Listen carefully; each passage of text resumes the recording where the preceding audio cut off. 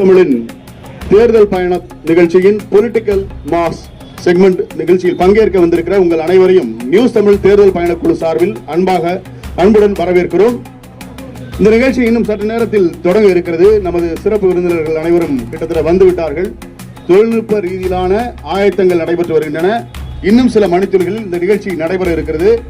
இந்த நிகழ்ச்சி ஆக்கப்பூர்வமானதாகவும் வெற்றிகரமானதாகவும் அமைய உங்கள் அனைவரின் மேலான ஒத்துழைப்பை எதிர்நோக்குகிறோம். சார்பில் வருகை தந்திருக்கிற திருப்பத்தூர் முன்னாள் சட்டமன்ற உறுப்பினர் கே உமாதேவன் அவர்களை வருக வருக என நியூஸ் தமிழ் தேர்தல் பயணக்குழு சார்பில் அன்போடு வரவேற்கிறோம்.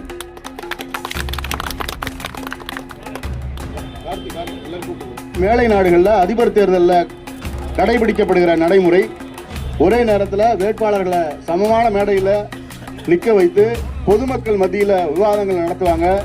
சரிசமமான வாய்ப்பு அனைவருக்கும் வழங்கப்படும்.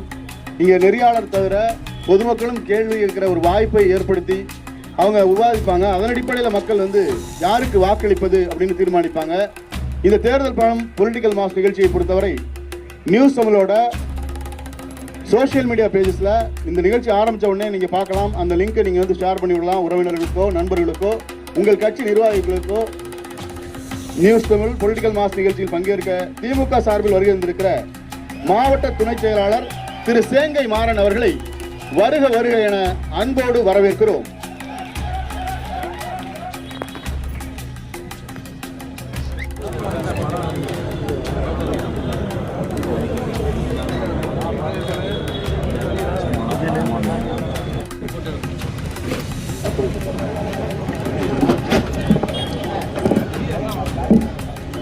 நம்முடைய இந்த தேர்தல் பயணம் நிகழ்ச்சியை மிக வெற்றிகரமாக முடிவதற்கு கடமை, கண்ணியம், கட்டுப்பாடு காத்து நம்முடைய கழக தோழர்கள் மிக சிறப்பாக நடந்து கொள்ளுமாறு அன்போடு கேட்டுக்கொள்கிறேன். தேர்தல் பயணக்குழு வந்திருக்கு. திமுக, அதிமுக, நாம் தமிழர் 3 கட்சிகள்ல இருந்தும் வந்திருக்கிறீங்க. எல்லாரும் இந்த நிகழ்ச்சி ஆரம்பிக்கும் போது எப்படி அமைதியா ஒத்துழைப்பு கொடுக்குறீங்களோ அதே மாதிரி இந்த நிகழ்ச்சி நடைபெற அந்த 1 மணி நேரமும் முழுமையான ஒத்துழைப்பு தரணும்னு உங்க எல்லார்கிட்டையும் நியூஸ் தமிழ் சார்பில் கேட்டுக்கிறேன். இந்த விஷயங்கள் கருத்து பரிமாற்றம் நடக்கிறப்ப சில பேருடைய கருத்துக்கள் கொஞ்சம் ஆவேசமா இருக்கலாம். தொடர்ந்து அதனால கீழ இருந்து யாரும் எதிர்த்து பேசுறது, கீழ இருந்து குரல் எழுப்புறது, கேள்வி எழுப்புறது, ஏன்னா உன் கட்சி நான் பெரிய கட்சியா, நீ அதை பண்ணியா, அந்த மாதிரியான விஷயங்கள் எதுவும் வேணான்னு உங்க எல்லாரையும் அன்போட கேட்டுக்கிறேன். ஏன்னா உங்க 3 கட்சிகள் சார்பிலும் உங்களுடைய பிரதிநிதிகள் இங்க இருக்கிறாங்க. கட்சி தலைமையால் அங்கீகரிக்கப்பட்ட கட்சி தலைமை சூஸ் பண்ண ஆட்கள் தான் இங்க நின்றுட்டு இருக்காங்க. சோ இந்த மாவட்டத்தை பத்தி நல்லா தெரிஞ்சவங்க இங்க இருக்கிறாங்க. ஸோ அதனால அவங்க கண்டிப்பா அதுக்கு கவுண்டர் கொடுப்பாங்க. அவங்க கண்டிப்பா அதுக்கு என்ன பதிலோ அதை பேசுவாங்க. அதனால தயவு செய்து கீழே மேல இருக்கக்கூடிய உங்களுடைய நண்பர், உங்களுடைய நிர்வாகி நல்லா பேசியிருக்காரு அப்படின்னா நீங்க கிளாப் பண்ணலாம், கை தட்டி வரவேற்பு கொடுக்கலாம். அதுல ஒன்றும் தப்பு இல்லை. ஆனா எழுந்து கூச்சல் போடுறதோ, அடுத்த கட்சிக்காரங்களை டீஸ் பண்ற மாதிரி ஏதாவது பேசுறதோ அந்த மாதிரியான எந்த விஷயங்களும் வேணாம். சிவகங்கை மாவட்டம் வரலாற்றில் தொடர்புடைய ஒரு பெரிய ஒரு வரலாற்று சிறப்பு மிக்க ஒரு நல்ல மாவட்டம், முக்கியத்துவம் மிக்க ஒரு நல்ல மாவட்டம். அந்த மாவட்டத்துல நியூஸ் தமிழ் இன்னைக்கு இந்த நிகழ்ச்சி நடத்துறதுல ரொம்ப பெருமையா நினைக்கிறோம். அந்த பெருமை கடைசி வரைக்கும் இருக்கணும். இந்த நிகழ்ச்சி நல்லபடியா வெளியில போனோம். ஒரு சில மாவட்டங்கள்ல எங்களுக்கு ஒரு சில கசப்பான விஷயங்கள் நடந்திருக்கு. அந்த மாதிரியான ஒரு கெட்ட பெயர் நம்முடைய மாவட்டத்துக்கு வந்துடக்கூடாதுன்னு உங்களை அன்போட கேட்டுக்கிறேன். நன்றி. இன்னும் ஒரு சில நிமிடங்களில் தொலைக்காட்சி நடத்தி கொண்டிருக்கிறது. இந்த நிகழ்ச்சியினுடைய நோக்கம் என்னவென்று சொன்னால், எப்படி வளர்ந்த நாடுகள் என்று சொல்லக்கூடிய அமெரிக்கா, இங்கிலாந்து, ஐரோப்பிய நாடுகளில் முக்கியமான தலைவர்களை நிற்க வைத்து நேரடியாக மக்களின் முன்பாக ஒரு விவாதம் நடைபெறும். அந்த 2 கட்சிகள் அல்லது 2 தலைவர்களுடைய பிரதிநிதிகள் அவர்கள் மக்கள் முன்னாலே உரையாற்றுவார்கள். கடந்த காலங்களில் நாங்கள் கொண்டு வந்த திட்டங்கள் என்ன, இனி எங்களை தேர்ந்தெடுத்தால் நாங்கள் என்ன மாதிரியான திட்டங்களை எல்லாம் கொண்டு வர தயாராக இருக்கிறோம் என்று மக்கள் முன்னால் வாதங்களை எடுத்து வைப்பார்கள். பிரதிவாதங்கள் வைக்கப்படும். அதை வைத்து முடிவு செய்து மக்கள் வாக்களிப்பார்கள். அப்படியான ஒரு சூழலை உருவாக்குவதற்கான ஒரு சிறு முயற்சியிலே நியூஸ் தமிழ் தொலைக்காட்சி ஈடுபட்டிருக்கிறது.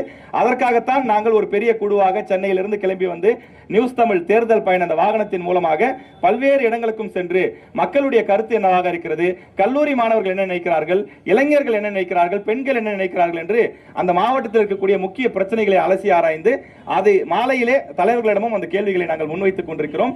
பல்வேறு வரலாற்று சிறப்புகள் கொண்ட நம்முடைய கீழடி நாகரிகத்தோடு தொடர்பு கொண்ட வேலுநாச்சியாருடைய மண், அதே போல மருது சகோதரர்களுடைய மண், இப்படி பல்வேறு வரலாற்று சிறப்புமிக்க பல பெருமை கொண்ட கல்வி சிறப்பு மிக்க சிவகங்கை மாவட்டத்திற்கு நியூஸ் தமிழ் தேர்தல் பயணக்குழு வந்திருக்கின்றது. இந்த நிகழ்ச்சியை நாங்கள் இங்கிருந்து தொடங்குகின்றோம். குறிப்பாக 3 முக்கிய கட்சிகளிலிருந்து விருந்தினர்கள் வந்திருக்கின்றார்கள். திமுகவிலிருந்து திரு சேங்கை மாறன் அவர்கள் மாவட்ட துணை செயலாளர் வந்திருக்கின்றார். அவரை வணக்கம் தெரிவித்து அன்புடன் வரவேற்கின்றோம். அதே போல அதிமுகவிலிருந்து முன்னாள் சட்டமன்ற உறுப்பினர் திரு உமாதேவன் அவர்கள் வந்திருக்கின்றார். அவரையும் அன்புடன் வரவேற்கின்றோம். அதே போல திமுக அதிமுகவை தொடர்ந்து நாம் தமிழர் கட்சியிலிருந்து திரும்ப இடும்பாவனம் கார்த்திக் அவர்கள் இளைஞர் பாசறையினுடைய ஒருங்கிணைப்பாளராக இருக்கக்கூடியவர். அவரையும் அன்புடன் வரவேற்று இந்த நிகழ்ச்சியை நாங்கள் தொடங்குகிறோம். ஏற்கனவே நீங்க எல்லாம் பார்த்திருப்பீங்க, 3 சுற்றுகள் நடைபெறும். முதல் சுற்று இப்ப ஆரம்பமாகுதுங்க ஐயா. முதல் சுற்று நம்ம ஏற்கனவே நம்ம குழு கிட்ட சொல்லியிருப்பாங்க. எல்லாருக்கும் சரிசமமான நேரம் தான், 3 நிமிடங்கள் வழங்கப்படும். நம்முடைய சிவகங்கை மாவட்டம் இன்னைக்கு ஒரு வேகமாக வளர்ந்து வரக்கூடிய மாவட்டமா இருக்கு. இன்னைக்கு இந்த மாவட்டத்தில் பல திட்டங்கள் வந்திருக்கு அப்படின்னா அதற்கு காரணம் யாருடைய ஆட்சி அல்லது யாருடைய எந்த கட்சியினால் இந்த மாவட்டத்திற்கு பல நன்மைகள் கிடைத்திருக்கிறது, அதுதான் இன்னைக்கான கேள்வி. திமுக தான் அதுக்கு காரணம், திமுகவால தான் பல நன்மைகள் இந்த மாவட்டத்துக்கு கிடைச்சிருக்குன்னா நீங்க என்னென்ன விஷயங்களை பட்டியலிடுவீங்க? நீங்க ஆரம்பிக்கலாங்க ஐயா. அன்பார்ந்த தமிழ் 24/7 அப்படின்னா அவங்களுக்கு பேரு நியூஸ் தமிழ். எங்களை பொறுத்தளவில் 24x365 அப்படின்னா என்னன்னு பாத்துங்க. நன்றி நன்றி நன்றிங்கய்யா. 365 நாட்களும் 24 மணி நேரம் உழைக்கக்கூடிய ஆற்றல் மிக்க தலைவர், திராவிட மாடல் நாயகர் எங்களுடைய முத்துவேல் கருணாநிதி ஸ்டாலின் அவர்களுடைய வாழ்த்துக்கள்.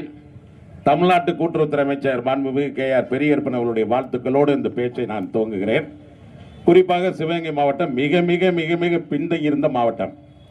இந்த மாவட்டத்தை இந்த 5 ஆண்டு காலத்தில் நம்முடைய முத்துவேல் கருணாநிதி ஸ்டாலின் அவருடைய ஆட்சியில் இந்த மாவட்டமே ஒரு சொர்க்க பூமியாக, கல்வி மாநகரமாக, கல்வி மாவட்டமாக இந்த மாவட்டம் உயர்ந்து நிற்கிறது. குடிக்க தண்ணீரில் என்ற போராட்டம் இந்த மாவட்டத்தில் கிடையாது. சாலைகள் கிடையாது என்ற போராட்டம் இந்த மாவட்டத்தில் கிடையாது. மருத்துவ வசதிகள் இல்லை என்ற போராட்டம் இங்கே கிடையாது. பேருந்து வசதியில் இல்லை என்ற போராட்டம் கிடையாது. மின்சார வசதியில் இல்லை என்ற போராட்டம் இந்த மாவட்டத்தில் கிடையாது. ஆனால் ஒட்டுமொத்தமாக இந்த மாவட்டத்தில் சிவகங்கை மாவட்டத்திற்கென ஒரு மருத்துவக் கல்லூரி, ஒவ்வொரு மாவட்டத்திற்கும் ஒரு மருத்துவக் கல்லூரி என்று நம்முடைய முத்தமிழறிஞர் டாக்டர் கலைஞர் அவர்கள் அறிவித்த போது சிவகங்கை மாவட்டத்தில், சிவகங்கை தலைநகராக இருக்கக்கூடிய அந்த நகரத்திலேயே உடனடியாக மருத்துவக் கல்லூரியை கொண்டு வந்தது திராவிட முன்னேற்ற கழகத்தினுடைய ஆட்சி என்பதை இந்த நேரத்தில் நீங்கள் பதிவு செய்து கொள்ள வேண்டும். எனது இயக்கத்தை சார்ந்த பொறுப்பாளர்களே, இந்த நியூஸ் தமிழில் இதே இடத்தில் என்னை பேச வைத்து அழகு பார்க்கிற அந்த நியூஸ் தமிழுக்கு நான் முதலில் எனது நன்றியை தெரிவித்துக் கொள்ள கடமைப்பட்டிருக்கிறேன். புரட்சி தலைவர் எம்ஜிஆர், புரட்சி தலைவி அம்மா, அவர் வழி வந்த அண்ணன் எடப்பாடியார் முதலில் சிவகங்கை மாவட்டம் என்று ஒன்றை உருவாக்கியவர் புரட்சி தலைவர் எம்ஜிஆர். அதை போல வள்ளல் அழகப்பா பல்கலைக்கழகத்தை அழகப்பா பல்கலைக்கழகம் என்று உருவாக்கியவர் புரட்சி தலைவர் எம்ஜிஆர். அதைத் தொடர்ந்து புரட்சி தலைவி அம்மா அவர்கள் காலத்தில் பல்வேறு சாலைகள் போடப்பட்டது என்பதை நான் நினைவுபடுத்த கடமைப்பட்டிருக்கிறேன்.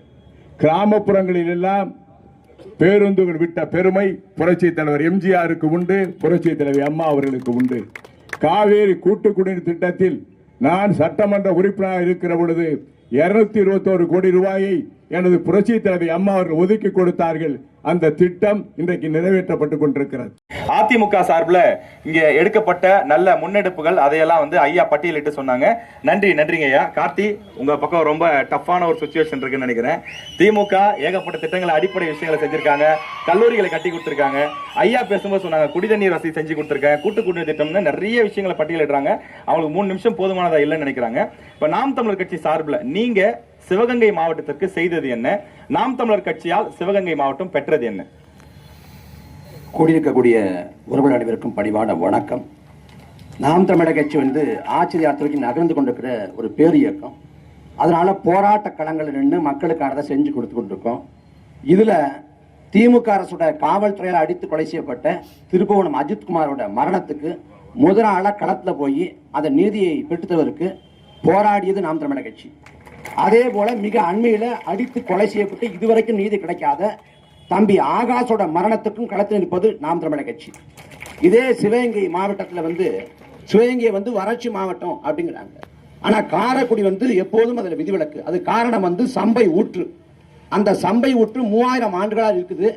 அந்த சம்பை ஊற்றால இந்த மண்ணில் வந்து நீர்வளம் வந்து தட்டுப்பாடு தான் கிடைக்குது. அந்த சம்பை ஊற்று கோவிலூர் கெமிக்கல் கழிவு கலந்து மாசுபட்ட போது மக்களோடு சேர்ந்து போராடி அந்த கோவிலூர் கெமிக்கலை வந்து மூடுவதற்கு எல்லா வேலையும் செஞ்சு அந்த சம்பை ஊற்றை காத்தது நாம் தமிழர் கட்சி. அவர் வந்து அதை வந்து புகார சொல்லக்கூடாது, புகார சொல்லக்கூடாது, புகார் சொன்னா நிரூபிக்கிறேன். நிரூபிப்பாரா? பதட்டப்படாதீங்க, நிரூபிப்பாரா?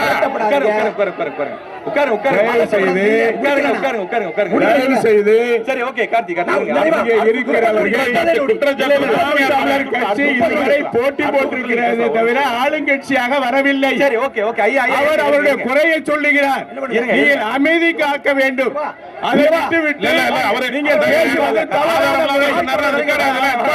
தவறான முறை. ஆதாரமா இல்லை, ஆதாரத்தோட ஆதாரம் இல்லை,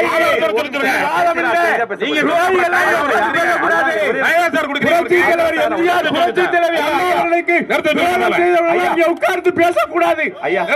தயவு செய்து துரோகி உட்கார்ந்து இருக்கிறார்கள். அதெல்லாம்